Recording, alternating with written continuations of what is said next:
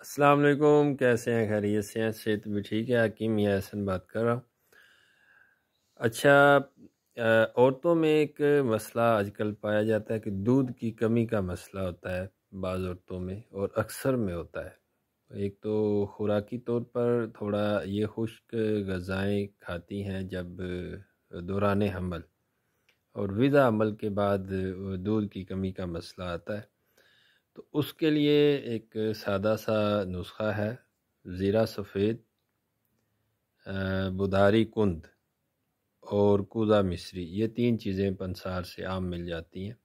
زیرہ سفید، بداری کند اور کوزہ مصری برابر وزن لے کے ان کا سفوف کر لیں۔